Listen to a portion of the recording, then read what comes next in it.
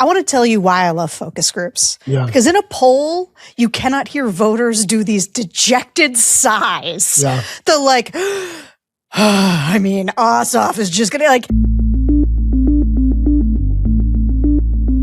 Hello, everyone, and welcome to the Focus Group Podcast. I'm Sarah Longwell, publisher of the Bulwark, and this week we are going to Georgia, which has a bunch of fun and interesting primaries coming up on Tuesday, May 19th, which is very soon. Now, look, I say fun and interesting, but I think this episode is going to be a really funny window into the disconnect between the kinds of like political nerds who listen to this show and how regular voters process these kinds of elections, because there's like a really crowded Republican primary for U.S. Senate there in Georgia and crowded primary fields for governor in both parties. It's a political nerd's dream, but the focus groups made it clear that these primaries felt like a root canal for Republicans and Democrats alike. Because if you think America as a whole is worn out on politics, man, Georgians are doubly worn out. The exception is my guest today. He's one of the most plugged-in reporters in Georgia, Greg Bluestein, co-host of the Politically Georgia podcast and author of Flipped: How Georgia Turned Purple and Broke the Monopoly on Republican Power. Greg, thanks for coming back and doing this again. I'm honored to be with you.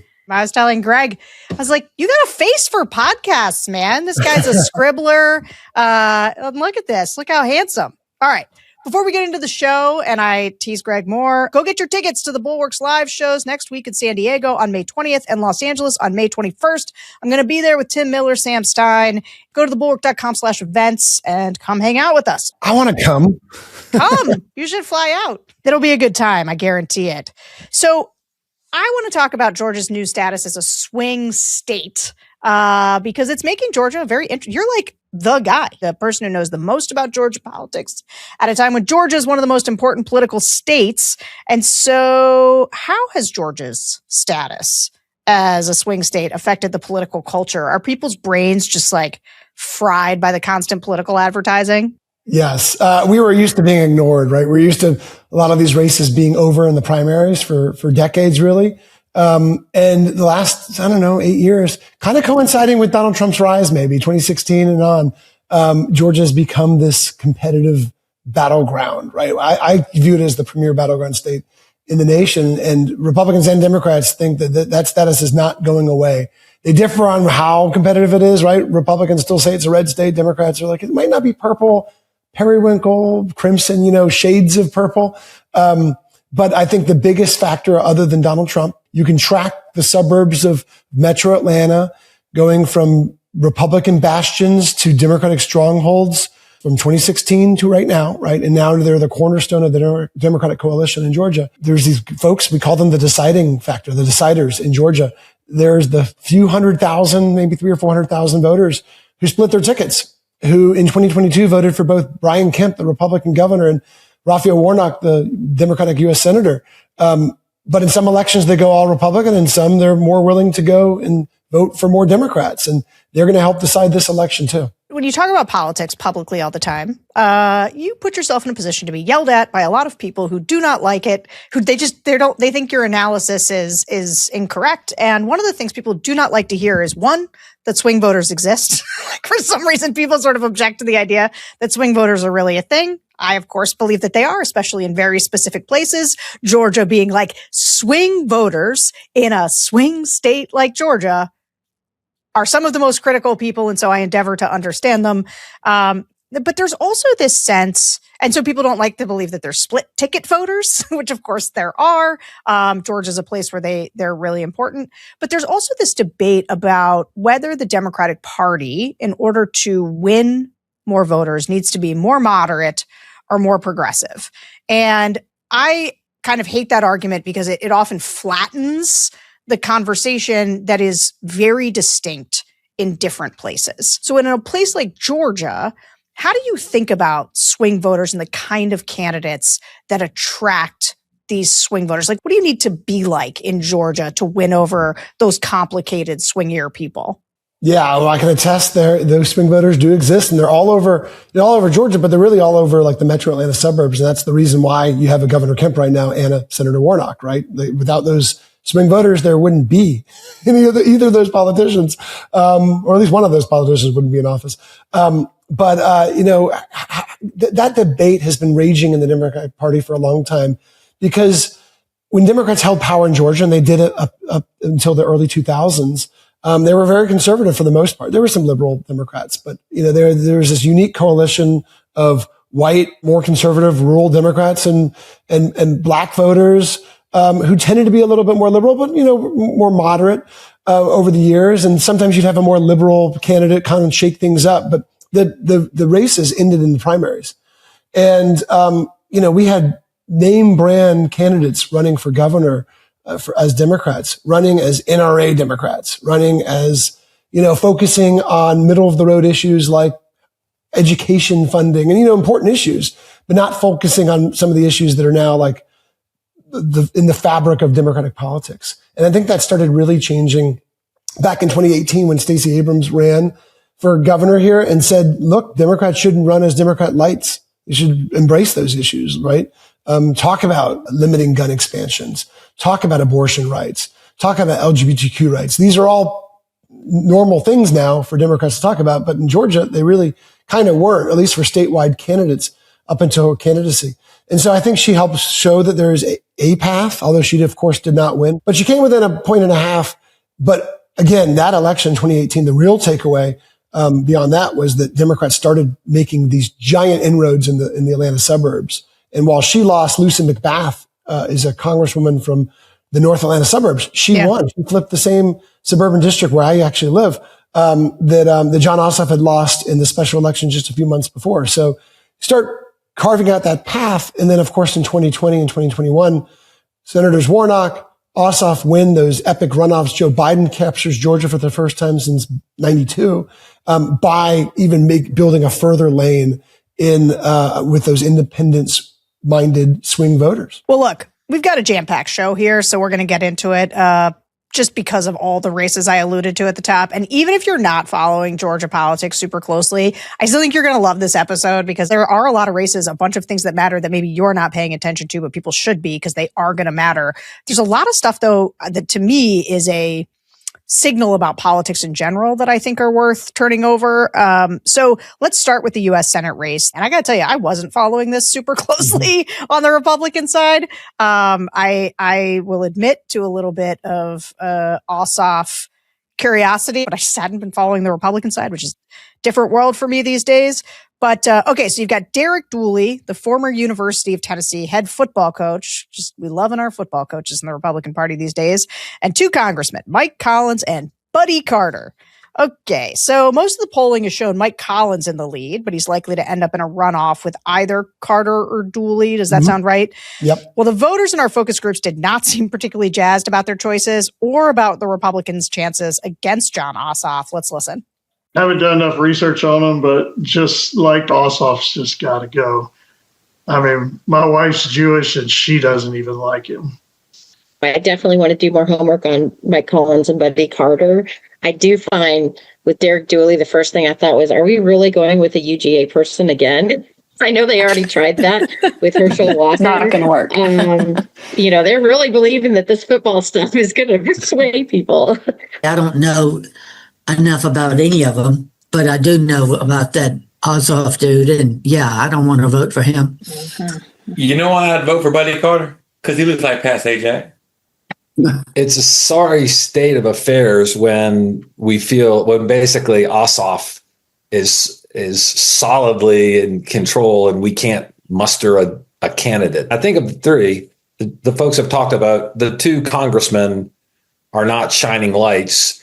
And so the choice is the two congressmen who aren't shining lights or a total outsider who, despite Kemp going with him all over the place, doesn't seem to have rallied much support or any public presence. From my understanding, basically, Collins is a crook.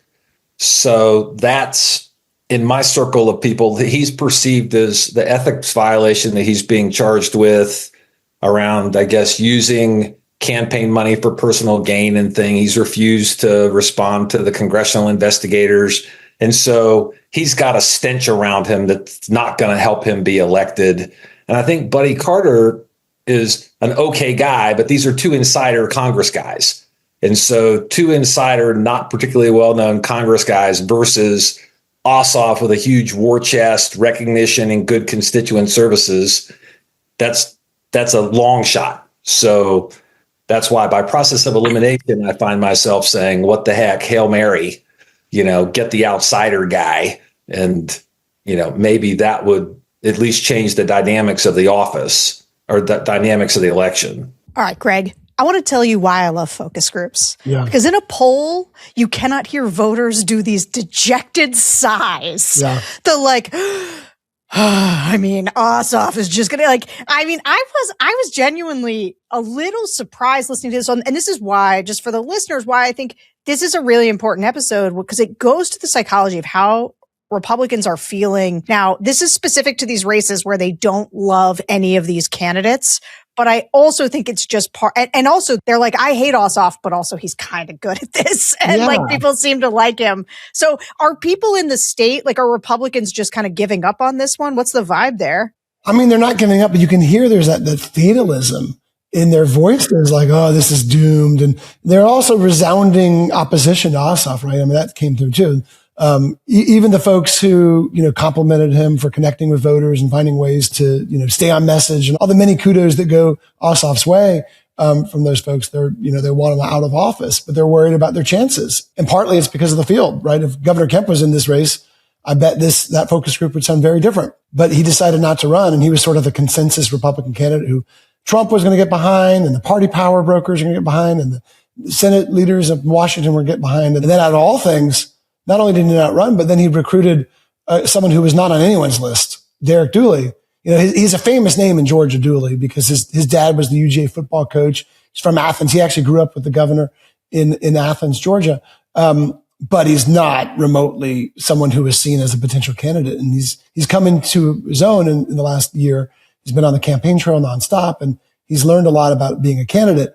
But you can tell from those voters that most of them are still undecided. Our poll just a few weeks ago showed that more than half of likely Republican voters are undecided in the Senate race. So you can definitely sense that in those comments. And they don't feel like there is this great alternative to Ossoff, a Kemp-like alternative, or even like a second-tier Kemp-like alternative. Mike Collins is the front runner, but there are deep worries, and you can hear it from folks who worry that he'll be clobbered among those swing voters, among those suburbanites. He's like a MAGA warrior, tough-talking, brash, provocative. He's all over Twitter with all these incendiary statements over his congressional career. But is that going to play well in Sandy Springs, Georgia, right? These formerly Republican bastions that have now gone blue, where Republicans are going to need to make inroads. And that's the concern right now. Wait, you just said something, though, that caught my attention. Would Trump have endorsed Kemp if Kemp ran? Because he endorsed Purdue, like his opposition last time, and he hates Kemp. I don't know if he hates Kemp, but that they have famously feuded because Kemp has been one of the few Republicans to not totally bend the knee in the way so many other people have. Yeah, and their feud goes even before that 2020 election. There was stuff about whether he read Trump in over Senator Kelly Loeffler's appointment, all these other things during the pandemic. But things have settled down. There was a flame up on 2024 at the campaign trail, like near the end of the campaign. And then kind of both sides got together and said, let's call a truce. And that truce, up until this taping, as far as I know, has lasted. The governor told me just a few days ago that he talks to President Trump fairly regularly. They've stayed on good accord. And I think the White House would have gotten behind Kemp had he decided to run. Why didn't he run? He didn't want to. I mean, I think it boils down to that. He's been in public office now, 8 years as governor. Years before that as Secretary of State. Before that, he was a state senator. He's done this for a while. And I think there's a part of him who thinks he could run in 2028 for U.S. Senate against Warnock. There's a part of him who might want to explore a presidential run if this was a different mood of a Republican Party. But I think there's also a part of him who wants to go back to Athens and do something else. I'd be interested to see how a Kemp would play to a national audience in a post-Trump world. That's like an interesting experiment I would love to kick the tires on just out of interest. Okay, you told us who you think is the strongest candidate there. Who did you say? Collins? Well, Collins is the front runner, but Collins also comes with all those setbacks. It'll be interesting to see how he tries to message to those swing voters that don't really matter as much in the Republican primary, but certainly matter in a general. So let's shift to the governor's race. I'm going to break down the key players in a moment, but first I just want to take a listen to how worn out these Republicans also were about this race and how much trouble they were having making up their minds. Let's listen. If anyone that's running right now is already in any type of, position, Secretary of State, Lieutenant Governor, whatever, you can look back and see, okay, what have they done being there? And then look at the other ones that aren't in any type of government position. And then the biggest thing is, I don't listen to commercials because they're just going to dog each other out. I mean, if you go by commercials, we ain't going to pick anybody. I'm undecided as well, but I don't pay attention to the ads, and I certainly, every piece of mail that I get goes in the garbage.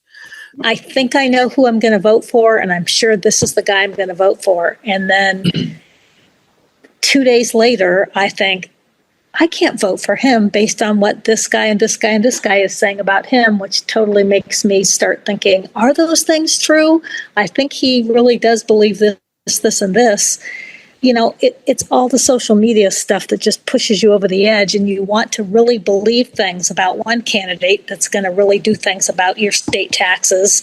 But then someone else tells you, no, that isn't true. That isn't what he's going to do with your state taxes. And I honestly I don't know who to believe anymore. One guy promises one thing, and then the next guy comes up with a commercial that says he told you this, but then no, he's taking all your money and says he's doing these things, but then the government says he's been stealing your money and taking this. And I'm like, do I trust you or don't I trust you? I don't know who to believe anymore, to be honest with you. It just seems like everything is focused on what the other person's done wrong and not so much about what they're going to do for us. I'm just so tired of, I wish they would actually stop talking about the other guy and talk about yourself and what you are going to do, because dogging the other person, it just doesn't, I find it just so annoying that that's what we end up getting for months and months on end through political ads. It's just really frustrating. I much prefer the ones where they say, hi, I'm so-and-so, and I'm going to do this, but we haven't had a lot of that in our Republican candidates, for governor, or the two main ones anyway. But I'm glad to hear I'm not the only one that is undecided. It is tough. I don't like voting for incumbents usually, because I feel like I don't like politicians that make it a career type thing. I've not seen hardly any ads explaining or making the pitch why I should vote for one person or another. I think I've pretty much only seen ads for why someone says I shouldn't vote for somebody else. Although I will say, I absolutely am not voting for Raffensperger. Never in a million years. The way he was handling the state election with, I think, the 2020 race. Because at that point it was, there's nothing to see here. There's nothing to see here. Everything's fine. We did everything okay, yada, yada, yada. And then we come and find out, no, there was a ton of fraud in Fulton County. There was a bunch of stuff going on that was under his purview that somehow he didn't find after several years, but a new government can come in and find it in 6 months. So to me, that either says he's incompetent, he's negligent, or he just doesn't know what he's doing. Ripping on my boy, Brad Raffensperger, my guy. I know and like Brad Raffensperger quite a bit. Nice guy, but he might not be right for this Georgia moment. There was interesting to me as I was listening to the voters talk about Fulton County, because I see this. There's a lot of places where I just did Louisiana. And so, Cassidy's vote to impeach Trump is really dogging him. It's probably the reason he's not going to make the runoff, just like Brad Raffensperger is not going to make the runoff in Georgia. And they're just like, they hate these people who did anything to stand up to Trump. But I was interested in this idea that, they sent Tulsi Gabbard down there into Fulton County.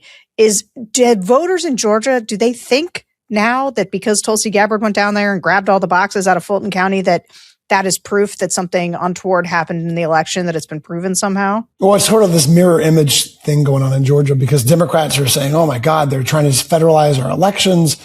They're obsessed with 2020, which to a degree is still true, right? 2020 is still sort of shadowing everything that's happening in Georgia in 2026. And Republicans, they're more split, but there's certainly a big, giant MAGA core of Republicans who do think something went wrong in 2020, even though there's no evidence that anything that would have actually affected the election outcome went wrong. And so there are some who we call them never Raffensperger voters, and it's hard to poll exactly how many, but there's a lot of Republicans who would never ever, as we heard from one of those panelists, who would never ever vote for Raffensperger under any circumstances. But obviously he still won his 2022 reelection bid. So there's a sizable group of Republicans who would. And yeah, he had the power of incumbency at his back, and Trump wasn't as popular in Georgia then as he is, at least with Republicans, as he is now. So there's that element too, but he's trailing in third place, by double digits in the latest AJC poll. So he has a long way to go if he's to make this runoff.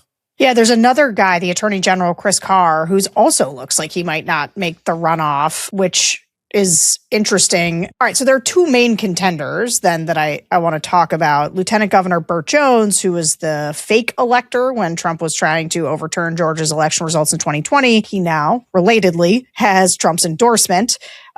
Jones was looking like the obvious frontrunner until this past February when a billionaire healthcare executive named Rick Jackson jumped into the race. There weren't many strongly held opinions in these Republican groups about either of these guys, but I do think they were kind of Jackson curious. Let's listen. He hasn't already been bought.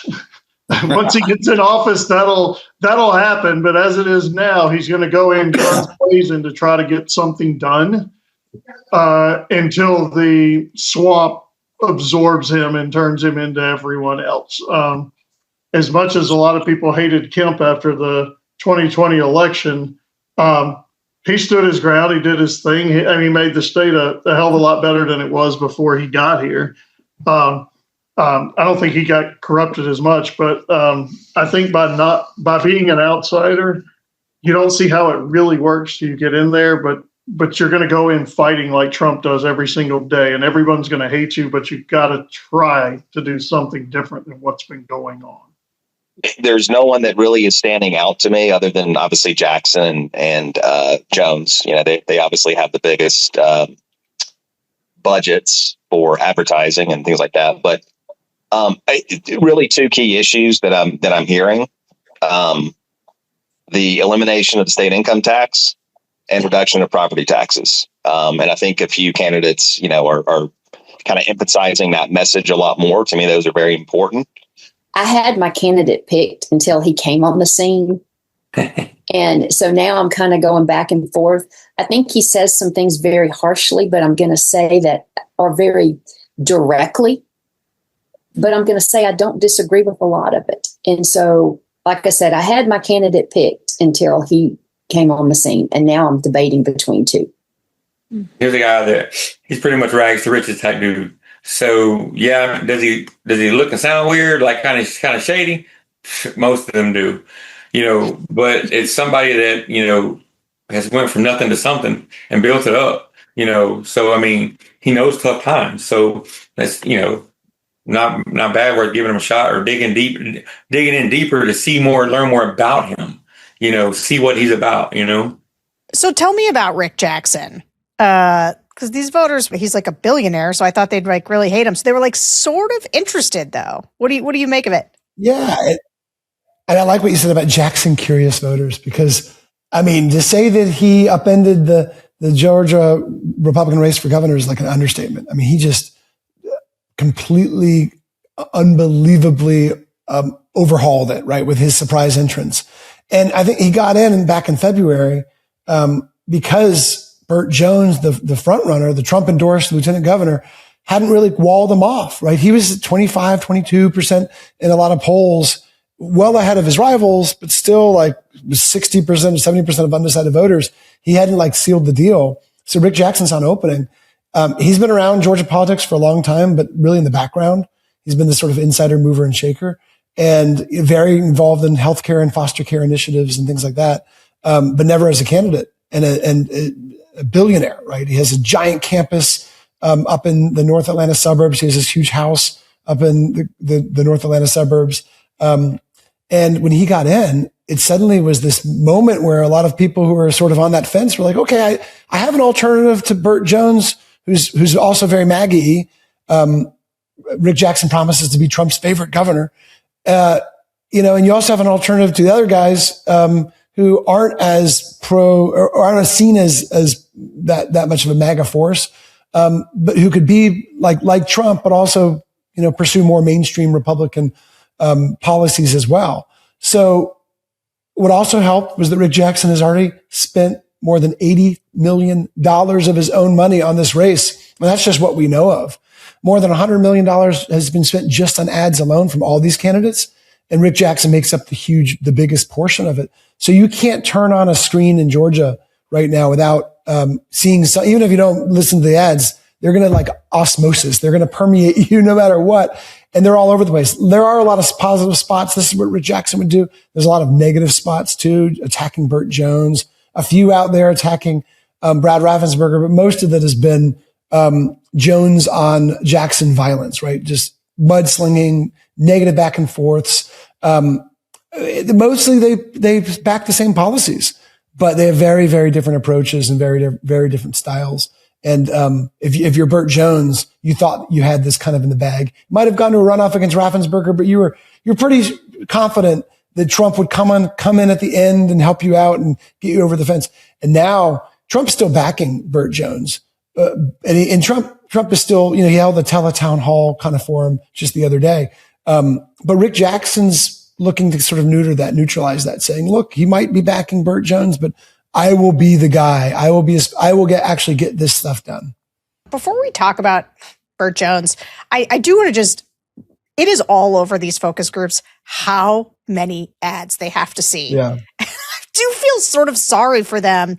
And there's a couple of things I think when I hear voters talk about ads. One is they all lament the negative advertising. And yet candidates never stop doing it because it does make a big difference, the negatively defining your opponent. I just like the extent though to which they're like, I don't know what to think. These guys keep saying, this one's bad, this one's bad. What are the issues that are actually motivating Georgians right now? What do people care about? What are they looking for in a candidate? Yeah, well, Republicans think one of the issues, because they're all backing it, is cutting more taxes, right? Cutting the income tax. Finding some way to bring down local property taxes as well. Most of them are saying nice things. I think all of them are kind of saying nice things about Governor Kemp and his leadership style. Not the part about Trump in 2020 and all that, but more about, the steady conservative hand. Kemp was the first lifelong Republican governor in Georgia history, right? The other two Republican governors switched parties and, pursued gun expansions and abortion limits and all that. So they're all backing those. And then, of course, they're all talking about bringing affordability. They all seized on the affordability issues that Democrats are also talking about. They just have very different paths towards that affordability. Republican path is cutting taxes. It really did jump out at me listening to these groups. There's not a single group that I do right now that doesn't start out with when we just say, how do you think things are going in the country? Everyone's like, bad. Everything's too expensive. I can't afford this. I can't afford that. These are the trade-offs I'm making. I'm sort of desperate for politicians to start listening to more voters regularly because I just don't think people realize how bad it is out here for people and how much in every single group, Republican or Democrat, they talk about the actual trade-offs, the price of gas, whatever.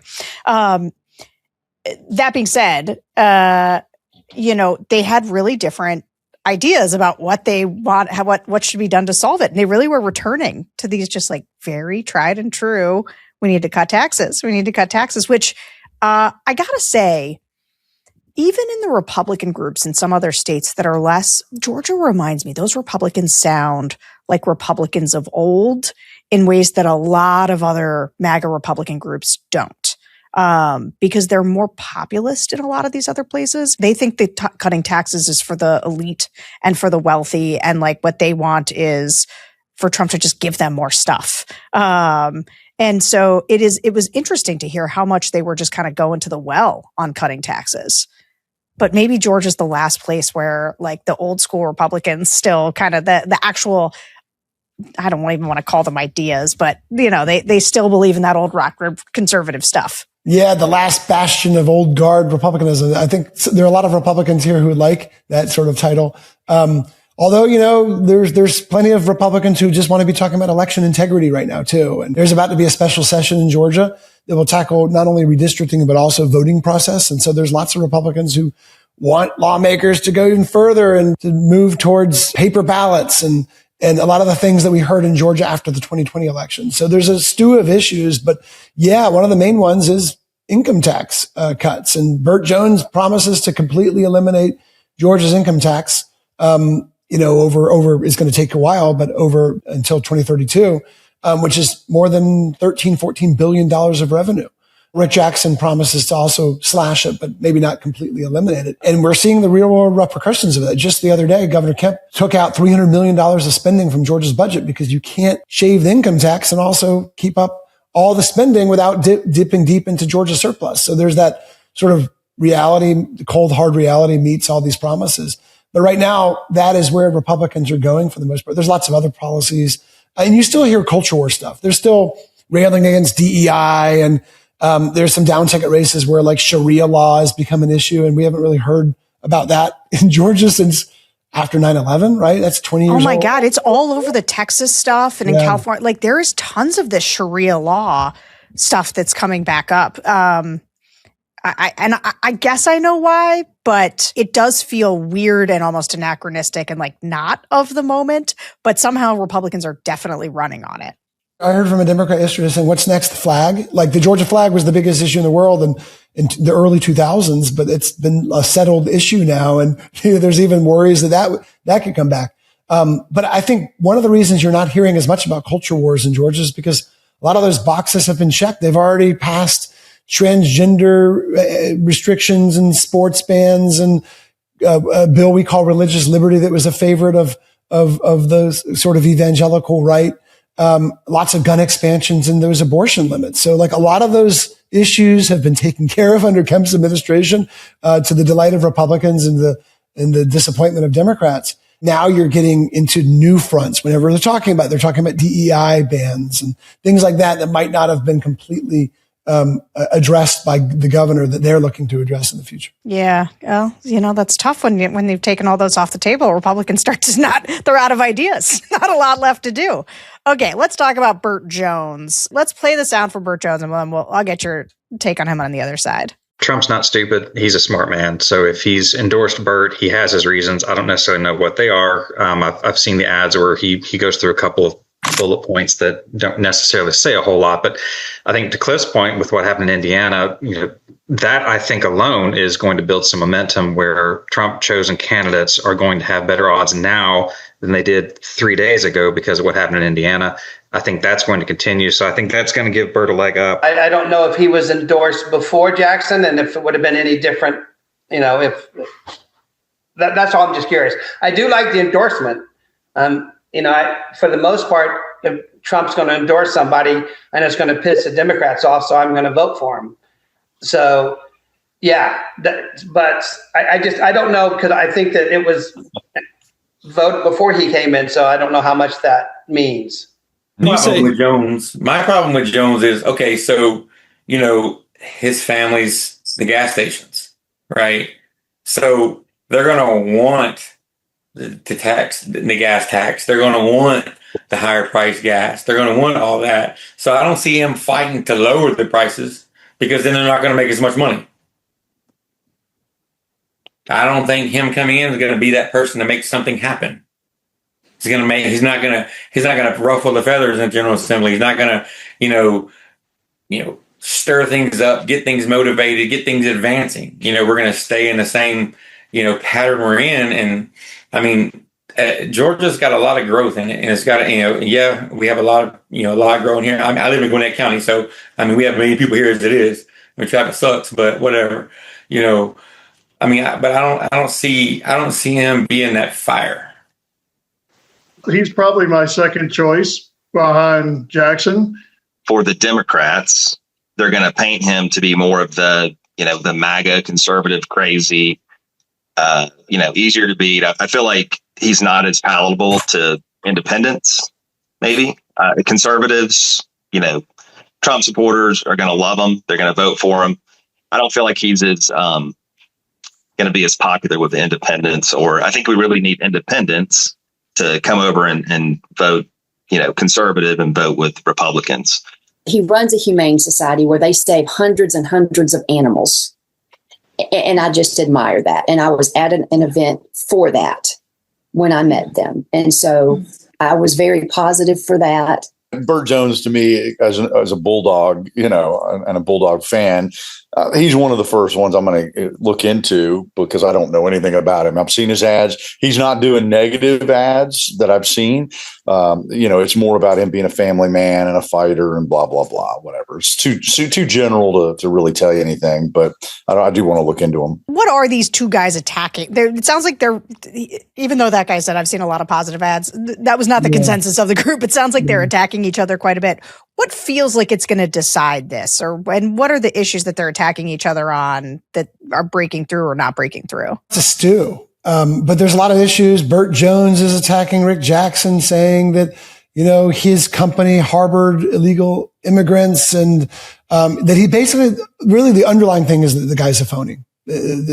Burt Jones wants to paint Rick Jackson as this never Trumper who just came on the Trump bandwagon more recently, and now he's trying to be the Trump warrior, and he's really not. That's Burt Jones's argument. And you can look back, you can look at some of his donations to anti-Trump figures in the Republican Party over the past decade.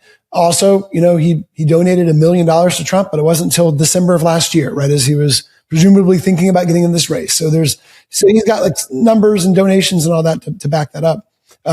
Rick Jackson's main argument, like if you go to there's lots of things going back and forth and mudslinging about what his gas stations sell and all this, but the very core of it is that Burt Jones is sort of expected to be this guy, like that he's had everything given to him. He's the son of this billionaire gas and petroleum industry leader in Georgia, and that he's never had to really work for something, and that Rick Jackson's not going to let him just waltz into this office.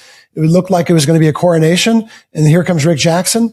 And I think there's a part of him that's pissed off about that that Burt wasn't working for it in the same way that not just Rick Jackson, but other Republicans were worried about. I was getting texts and, all the off the record stuff that we as reporters get all throughout last year saying, when's he going to go on the campaign trail? When's he going to do this and that? Rick Jackson's kind of punched him in the mouth and forced him to go and step up his own campaign right now. So there's this one ad where Rick Jackson talks about eating Cheetos in the basement or something to that effect. And most of Georgia Republican insiders think he's talking about Burt Jones just kind of being lazy about this. And certainly Burt Jones isn't being lazy now. He's on the campaign trail all the time. But I think that goes to the heart of it. That Rick Jackson's had to fight and work for everything. He's a foster care kid with an abusive mom. He talks about that a lot on his campaign ads and on the trail. And he's built himself into this $3 billion guy, who's putting at least a fraction of that into this race. But he's had to fight for it. And I think there's a part of him that's mad that Burt Jones hasn't. And here he is with Trump's endorsement on the eve of this primary. Any chance that Trump switches his endorsement if it looks like Burt Jones isn't cutting it? I don't think there's a chance of that. Watch that happen and then me have to eat my words. But I think more that there's always this chance that either Trump doubles up and says, I like both of them. Or I think more likely Trump stays behind Burt Jones, but might say some nice things about Rick Jackson, or might say nothing negative about Rick Jackson at all. And I think for Rick Jackson, that's a win. His team sees that as a win. As long as Trump doesn't go out there and say that guy is a phony, he's a never Trumper, they'll take that any day. Well, as an OG never Trumper, I've never seen Jackson at the meetings, so I think it's probably fake news. He might use that as for his next campaign ad. Watch out. Oh no, don't put me in an ad. All right, so I want to switch gears though and talk about the Democratic primary for governor. We've got former Atlanta Mayor Keisha Lance Bottoms. She looks like she's going to win the nomination eventually, though she may end up in a June runoff with one of 3 different people. One is Jason Estevez, who is a progressive state legislator, Michael Thurmond, a former DeKalb County CEO who ran for U.S. Senate in 2010, or Jeff Duncan, my guy, Jeff Duncan. Speaking of never Trumpers, who served as lieutenant governor for 1 term as a Republican and who is now running as a Democrat. So it's interesting. I know a little bit Keisha Lance Bottoms. She and I taught IOP at the Institute of Politics in Chicago at the same time. She's clearly in the lead, but there also wasn't like a ton of enthusiasm for her in these groups that we talked to. So let's listen. I don't think she's winnable. I don't have any issues with her, but Stacey's my Spellman sister. If she couldn't be governor, can't no sister be governor. That's all I want to say. One of my big concerns about Keisha Lance Bottoms is that she will bring Ossoff down. And because she'll be at the top of the ticket. I don't have as much experience with Keisha and the other candidates as everybody else does, but just knowing what I have of her, I was in Atlanta maybe the last 2 years of her mayoral residency. I just don't see her. I see her as a good candidate, but just not as one that would be able to appeal to the masses when it comes to getting any Republican votes or Black male votes. I just don't know how that would go. I'm a little uneasy about it. She's pretty similar as Kamala Harris as far as a Democrat, and where you heard them doing conversations like at barbershops where they did a lot of Black men just did not vote for her because she was a female. A lot of my friends, my neighbor has Jason sign in their yard. And so he's just been doing a lot more campaigning on the ground. And it's just a presence I haven't seen from Keisha. She had so many wrong time things happen during her candidacy. And I just feel like the press and the, what people took of her time was not overall positive. She served one term, and then we saw her go and serve in DC and work on Biden's, administration. And then so people felt like there was a sense of abandonment and seeking for larger opportunities. So there's that I feel like locally around her perception here. I just feel like she got just a bad draw of the stick. It seems like she's very concerned with being a pundit and being a personality on MSNBC and CNN, as opposed to being a representative for Atlanta. Again, I'm not a native of Atlanta, but I do know that there is a sense of pride in the city when it comes to the natives. And when it comes to Keisha, I find that most, if not half, the city is usually on the fence as to whether or not she's truly for them or not. So what do you think the upsides and downsides are of nominating Keisha Lance Bottoms? Because I will say, listening to voters all the time, comparing her to Kamala, kind of a negative there in Georgia. And what I heard is actually quite similar to Kamala, what I hear in focus groups, which is just the mehness of it. So tell me what you think and hear about her. Yeah, well, first, Georgia Democrats have been dominated by Stacey Abrams, right? Ossoff and Warnock, of course, two are statewide stars in the party, but Abrams has just been the candidate for governor for the previous two terms. So this is like the first time where Democrats have a real giant open race after she decided not to run a third time, and other bigger name candidates decided not to run. Like Jason Carter, the grandson of Jimmy Carter, says he's not running. Lucy McBath, who I mentioned earlier, that flipping that suburban seat, she's not running. So Keisha Lance Bottoms is always looked at as the sort of front runner in this race, and the polls bear that out. But you can hear the concerns about electability, right, over and over again. And there's negatives and positives with her. Of course, the positives are she's got city experience and the biggest bastion of blue votes in Georgia, Metro Atlanta. She worked for Joe Biden, part of his inner circle. Is that good or bad? Yeah, I mean, to some true blue Democrats, it's still a great thing. Her endorsement, she got his endorsement just a few days ago, and that sent out ripple effects across the Democratic world. But of course, there's the downfalls to both of that. She led Atlanta during a really tumultuous time, the pandemic and the protests for racial equality, and there were a lot of folks who said that she was sleeping on the job, that she was asleep at the wheel, that she wasn't this constant, steady presence in the city at a time where you really demanded it. She, of course, pushes back on that, but there was the tragic murder of an 8-year-old girl at one of these sites in South Atlanta that really became a zone of lawlessness on her watch that has come up in a major way in the campaign and will continue to come up. If she's the nominee, Republicans will bring that up too. And then, of course, there's her decision not to run for a second term. She became the first Atlanta mayor in modern history not to seek a second term. So she was branded a quitter by a lot of folks. And it really surprised people here in Atlanta. I mean, there were some signs looking back, breadcrumbs that she might not have run, but if she can't run for a second term, how can she go and serve as Georgia governor for an even bigger job and do it for 8 years? Because whoever wins, Democrats are going to hope that they run again. So those are some of the drawbacks. But she hasn't caught fire yet. She's certainly the front runner in Democrats. But I look back to 2018 and there's no Stacey Abrams like figure in this contest that just became like a national star. And that might be partly by design, right? Because that played against Stacey Abrams too, becoming this national figure. Republicans, every Republican in Georgia, even folks running for probate judge and dog catcher were running against Stacey Abrams. So Keisha Lance Bottoms doesn't have those negatives yet, and maybe she won't. But you're already seeing Republicans try to run against her. Rick Jackson, Burt Jones, Brad Raffensperger, they're all invoking her right now.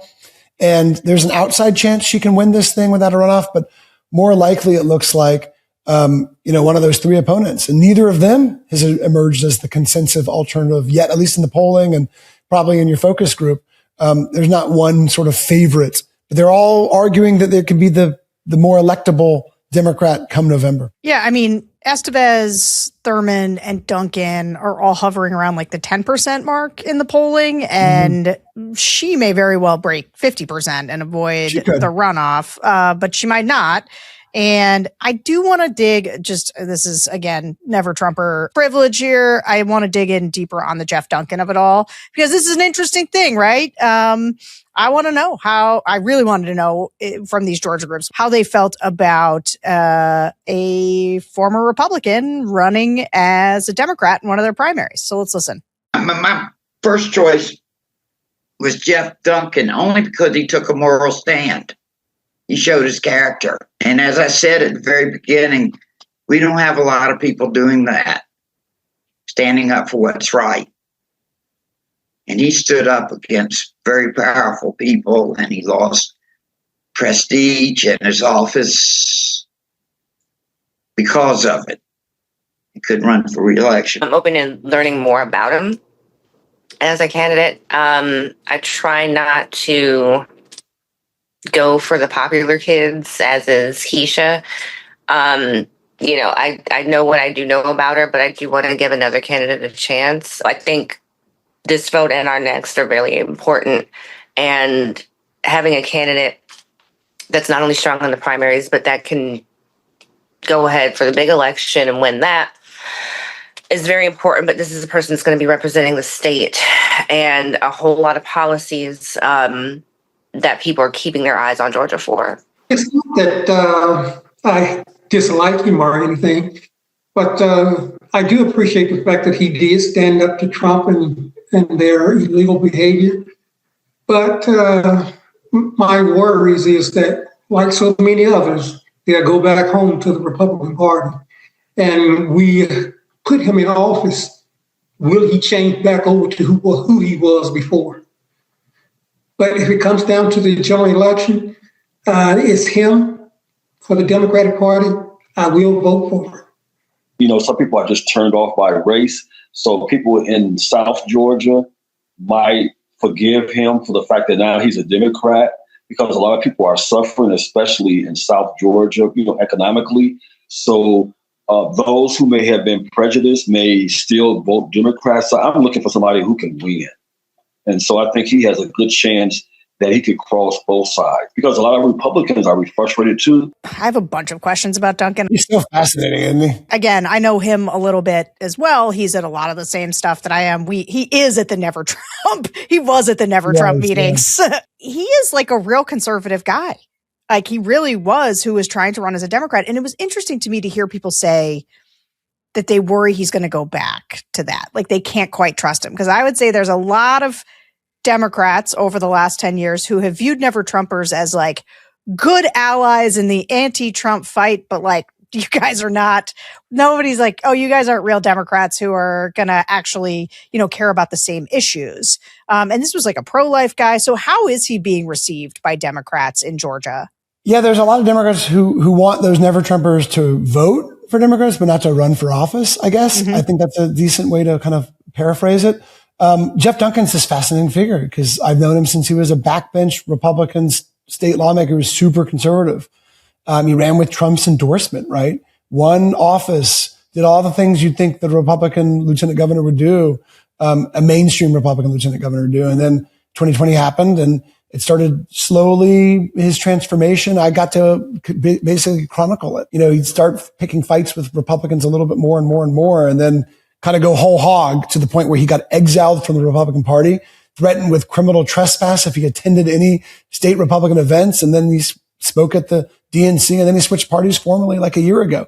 A lot of the concerns about him are basically two buckets. One is that he's a Trojan horse, that he's saying all these things and then he'll kind of go back on his word, like we heard. The other is not even that he's a Trojan horse. It's just that he did all these things that are like completely contrary to all the Democratic principles right now, right? He supported abortion limits. He opposed Medicaid expansion. He supported expansions of gun rights. He supported conservative evangelical based, religious liberty type bills. And the list goes on and on. And yet now he's basically saying I was wrong on all those things, right? All those things he says he was wrong on. And if you go to any of his campaign events, that's the sort of essential, it's almost like an apology tour. I was wrong about this. I was wrong about that. And here's what I'll do. I'll rectify that. And there are a lot of Democrats who want those types of folks to start voting with them, but don't believe that they should be the ones holding the party banner. And he's about tied with his other two rivals, not named Keisha Lance Bottoms, in all the polls. And the reason why he still has significant support is because there are a lot of Democrats, like we heard, who just say, hey, he's the one who can best win statewide because he's done it before, recently. He did it back in 2018. So if he's done it before, he's the one who can band together that coalition of independent voters and core Democrats. And they see him as an effective alternative to Keisha Lance Bottoms. But whether he'll get enough of that support to actually make it to a runoff and turn this into a real deep divide. That would be a staunch contrast between him and Keisha Lance Bottoms. That's the big question. I think that's one of the many questions in Tuesday's primary, but that might be the one I'm watching most closely. If somebody does get into a runoff with Keisha Lance Bottoms, do you think it's him or do you think it would be one of these other two guys? Yeah. Estevez is coming on strong as well. His folks feel like he's peaking when he needs to be. And Michael Thurman has always been about the 10% point. Like he hasn't really moved that much in our polls, but he's always been at least a smidgen higher than the other guys. And, he's won statewide too before, but that was decades ago. He's been a force. One of the best things going for him is, of course, like he's a magnetic speaker. He's very dynamic, but also the fact that his base is DeKalb County, which is the most important Democratic stronghold in Georgia. He's won countywide office there multiple times. So if DeKalb County comes out big for him, he's in. I guess we will see. But we will be watching. I'm excited for this Georgia primary. There's actually a lot on the line, ultimately. So, Greg Bluestein, thank you so much for joining us. I love talking to you. It's one of my favorites. I think Georgia's such a fascinating state, and you know more about it than anybody. I don't know. Would you have anything you want to promote to the audience? Because everybody should be following you. Yeah, Politically Georgia is a podcast that I co-host. It's every single day, Politically Georgia. You can find it on anywhere you stream podcasts. It's all about Georgia politics. And follow us on social media, ajc.com. And I'm Bluestein on Twitter and some variation of that on Blue Sky and Substack and all the rest. I follow you all the time. All right. So thanks to you and thanks to all of you for listening to another episode of the Focus Group Podcast. We'll be back next week. But in the meantime, remember to rate and review us on Apple Podcasts, YouTube, subscribe. We just crossed 1 million subscribers at the Bulwark. And so we are very happy about that. If you're not one of them, become one of them today. And we'll see you guys next week. Thank you.